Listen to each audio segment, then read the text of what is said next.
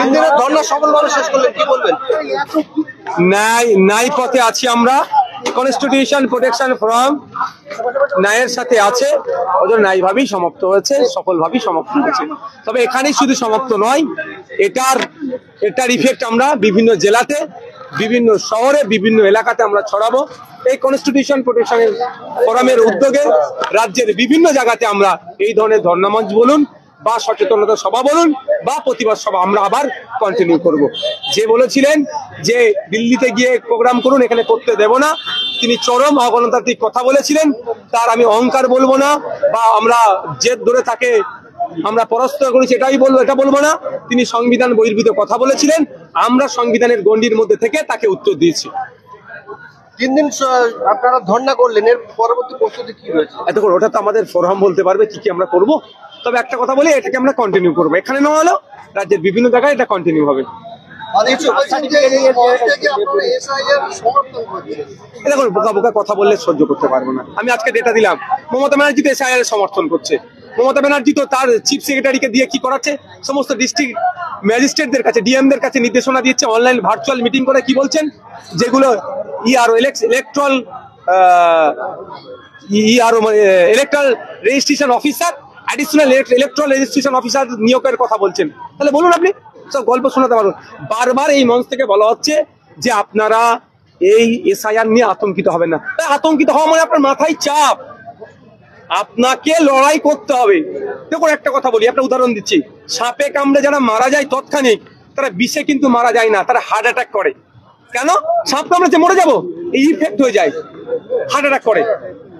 সুতরাং সাপে কামড়ালে প্রায়, আমি যতটুকু মেডিকেল সায়েন্স, আমি সায়েন্সের ছাত্র নয়, প্রায় নাকি 60 থেকে 90 মিনিট মানুষ, 90 মিনিটের মধ্যে যদি ট্রিটমেন্ট করা হয় সে বেঁচে যেতে পারে। এক্সাক্ট আমার টাইমটা মনে পড়ছে না, কিন্তু সাপে কামড়ানোর সাথে সাথে অনেকে মারা যায়। কি করে? ওরা ব্রেনে বা হার্ট অ্যাটাক করে, স্ট্রোক করে, ভয় পেয়ে যায়, আতঙ্কিত হয়ে যায়, সাপ কামড়েছে মরে যাবো, তো মরে গেছে। তো আমাদেরকে এই এসআইআর নিয়ে আতঙ্কিত করা হচ্ছে। কদিন আগে দেখলেন না, এসআইআর আতঙ্কে একজন মারা গেছে। তো আর মানুষকে মারতে দেবো কেন? আমরা চোখ কান খুলে রাখবো, বৈধ ভোটারকে অবৈধ ঘোষণা করতে দেব না। যেভাবে 65 লাখ বৈধ ভোটারকে, 65 লাখের মধ্যে অনেক বৈধ ভোটারকে অবৈধ ঘোষণা করেছিল, সুপ্রিম চর খাওয়ার পরে ইসিআই ঘুরে বসে, ইসিআই তার জায়গায় এসে পৌঁছেছে। তো আমাদের রাজ্যে যদি এই ধরনের হয়, সুপ্রিম চর খাবে, আইনের দ্বারা যাবো, আমাদের ফোরাম ছুটবে, আইনে লড়াই। তবে একটু কথা বলে থাকি, 2002 সালে এই ধরনেরও হয়েছিল পশ্চিম বাংলাতে, 28 লক্ষ নাম বাদ গেছে। তখন চিৎকার চেঁচামেচি হয়নি, এখন হচ্ছে কেন? দুটো হতে পারে, একটা হচ্ছে এটাকে নিয়ে বেশি পলিটিক্স হচ্ছে, বা এখন এটাকে নিয়ে কিছু নতুন করে ইনক্লুড করার চেষ্টা করছে। আমরা পশ্চিমবাংলার নাগরিক, দেশের নাগরিক, আমাদের ভোটে মুখ্যমন্ত্রী, প্রধানমন্ত্রী নির্বাচিত হয়েছে, আর আমাদেরকে অবৈধ ভোটার বলে দেবে, আমরা চুপ করে যাব? অত সহজ নাকি? সংবিধান আমাদের জন্য, আইন আমাদের জন্য। আমি একটা কথা শুধু বলবো, আতঙ্কিত আপনারা হবেন না। সবার শেষে কোন কোন দপ্তরে ডিপোজিশন দিয়েছেন আপনারা? আমরা আজকে 3টে দপ্তরে দিচ্ছি, আগামী দিনে অনেক দপ্তরে আমরা যাব। আপনার মাথায় রাখুন, অনেক জায়গায় আমরা যাব।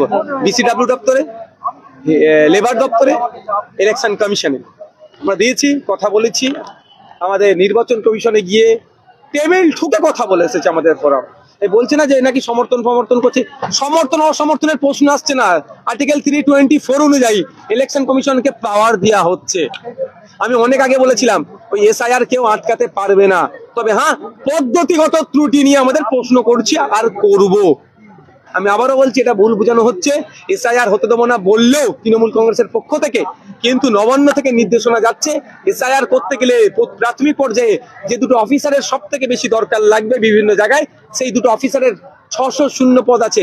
সেই 600 শূন্য পদ পূরণের জন্য তড়িঘড়ি করছে। আপনাকে, আমাকে দিয়ে, কিছু ইউটিউবারকে দিয়ে, কিছু ভাড়াটের লোককে দিয়ে আমাদের সম্পর্কে মিথ্যাচার করছে। বরঞ্চ আমাদের এই ইয়াং ব্রিগেডরা, আমাদের এই ভাইরা প্রস্তুতি নিচ্ছি, যার নামের বানান ভুল, হ্যান ত্যান, যেগুলো যার সমস্যা আছে, আমরা যদি চেষ্টা করব এই ফোরামের পক্ষ থেকে ছোট ছোট ক্যাম্প করে সেগুলোকে সমাধান করার।